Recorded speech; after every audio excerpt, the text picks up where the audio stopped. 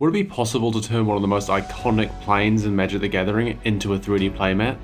The floating islands and hedrons of Zendikar are an iconic image to all MTG players, not to mention the elemental forces that dwell within.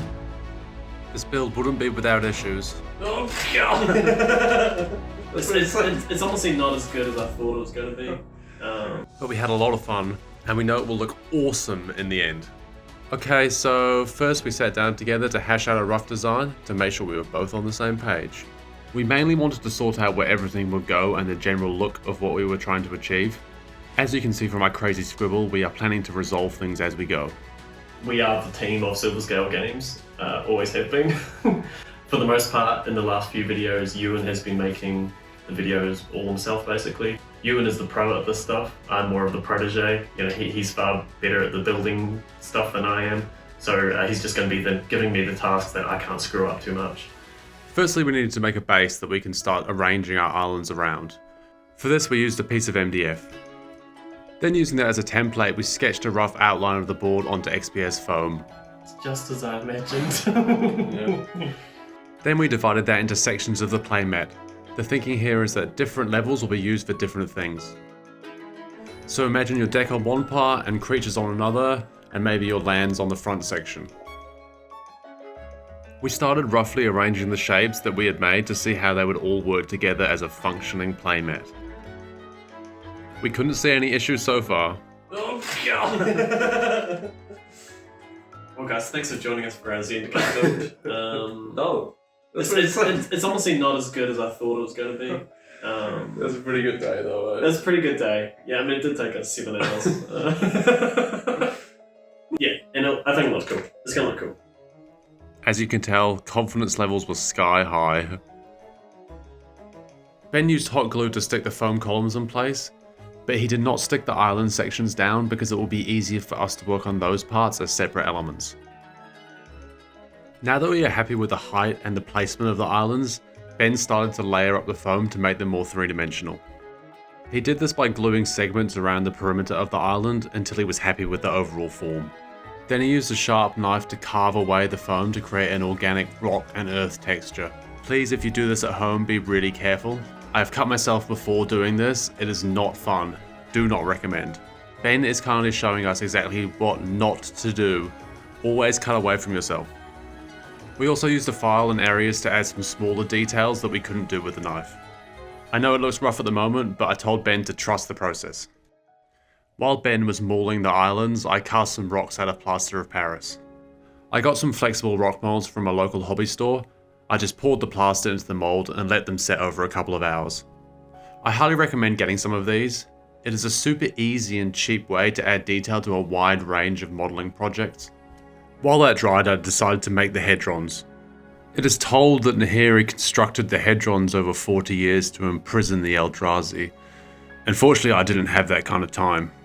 I used templates and a knife to cut out the 4 identical triangles that make up the top of the hedron.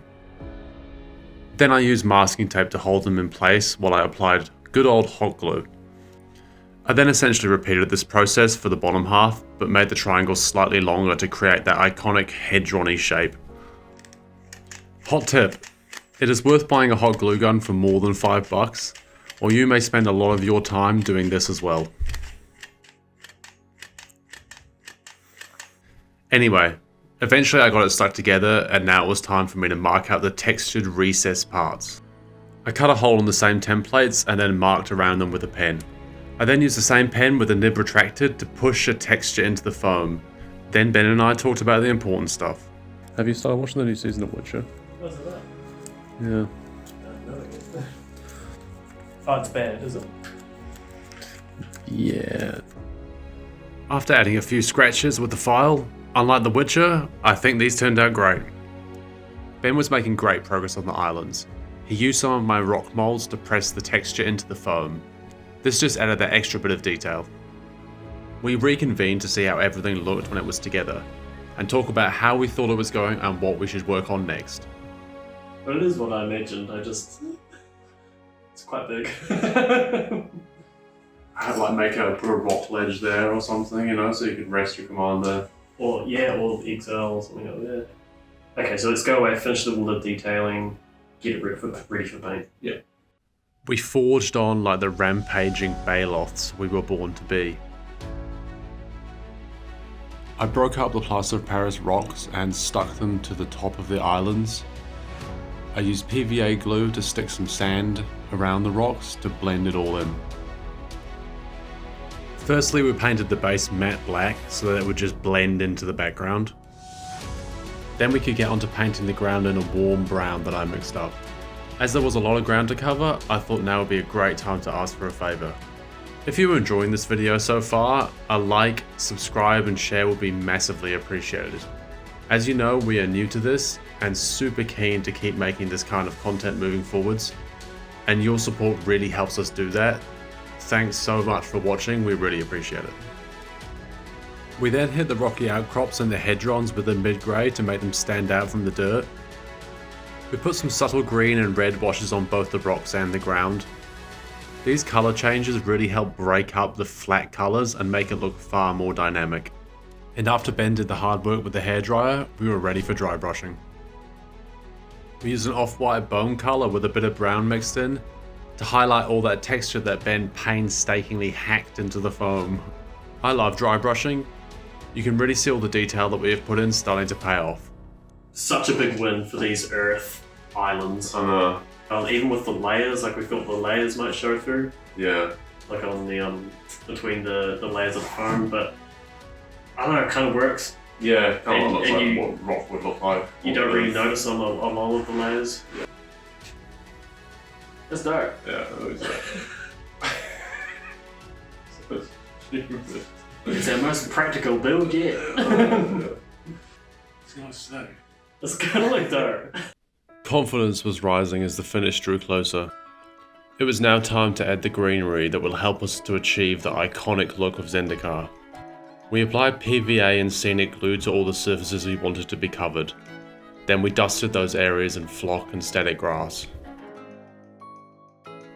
These floating islands are really starting to look like a place that Pliath World Sculptor would call home. It was then time to start sticking all the parts together in the correct locations.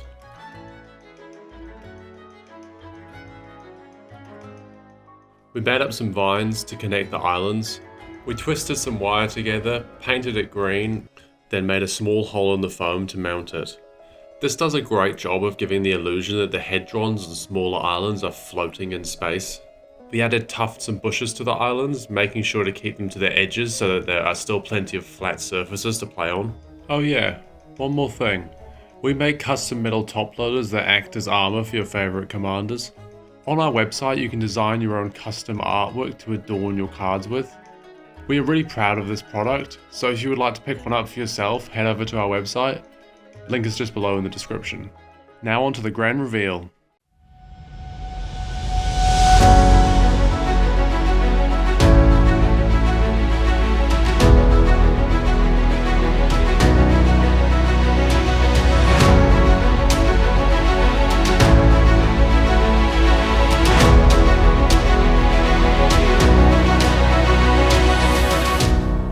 Thanks everyone so much for watching. We're really happy with the final result. See you next time. I'm trying to imagine walking into a game store with this thing.